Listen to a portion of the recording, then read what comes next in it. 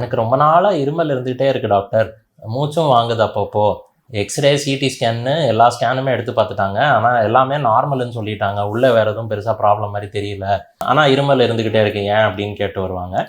பொதுவாக நுரையீரலில் இருக்கிற பிரச்சனைகள் ஸ்கேனில் எல்லாமே தெரியணும்னு அவசியம் கிடையாது. ஸ்கேனில் என்ன தெரியும் அப்படின்னா, நுரையீரல் அமைப்பு மாற்றம் இருக்கிற மாதிரி ஏதாவது விஷயங்கள் இருந்துச்சுன்னா தெரியும். அமைப்பு மாற்றம்னா இப்போ காற்று குழாய்களில் ஏதாவது விரிஞ்ச மாதிரி இருக்குது, இல்லை ஒரு நிமோனியா இருக்குது, இல்லை ஒரு கட்டி இருக்குது, இந்த மாதிரி ஏதாச்சும் குறிப்பிட்டு ஒரு நுரையீரல் அமைப்பு ப்ராப்ளம் ஏதாவது இருந்தால் மட்டும்தான் தெரியும். ஆஸ்மா, சிஓபிடி இந்த மாதிரி விஷயங்கள் நுரையீரல் காற்று குழாய்களோட செயல் பாதிப்பு உண்டாக்குற ஒரு விஷயம். ஸோ அது எக்ஸ்ரேவோ ஸ்கேன்லேயோ தெரியணும்னு அவசியம் இல்லை. ஒரு சில ஃபைண்டிங்ஸ் தெரியும், இன்டைரக்ட் ஃபைண்டிங்ஸ்னு சொல்லுவோம். இப்போ காற்று அடைச்ச மாதிரி ஆகும், ஏர் ட்ராப்பிங் சொல்லுவோம்.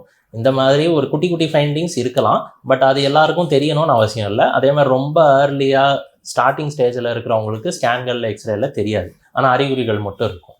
இதுக்கு என்ன பண்ணணும் அப்படின்னா, ஒரு நுரையீரல் சிறப்பு மருத்துவரை பார்த்துட்டு lung function test, pulmonary function டெஸ்ட்ன்றது பார்த்தா நுரையீரல் செயல் அளவு தெரியும், காற்று குழாய்களில் ஏதாச்சும் குட்டி குட்டி அடப்பு ஏதாச்சும் இருக்குதான்றது தெரியும். இது இல்லாமல் நுரையீரல் சம்மந்தம் இல்லாமல் வேறு சில காரணங்களும் இருக்கலாம். இப்போ ஒரு உணவு குழாய் ப்ராப்ளம், ஜிஆர்டின்னு சொல்லுவோம், வயிறுலேருந்து உணவு குழாய்க்கு சாப்பாடு எதுக்களிக்கிற தொந்தரவு, இல்லை ஹார்ட் ப்ராப்ளம், இந்த மாதிரி வெவ்வேறு காரணங்கள். சிம்பிளாக ஒரு த்ரோட்டில் ஒரு ப்ராப்ளம் கூட இருக்கலாம், அது நமக்கு எக்ஸ்ரேக்கு நெஞ்சுக்கு சிடி ஸ்கேன் வரைக்கும் எடுத்துருப்போம். இந்த மாதிரி வேறு சில காரணங்கள்னாலையும் இருமல் வரலாம். ஸோ எக்ஸ்ரேல ஸ்கேனில் தெரியணும்னு அவசியம் கிடையாது.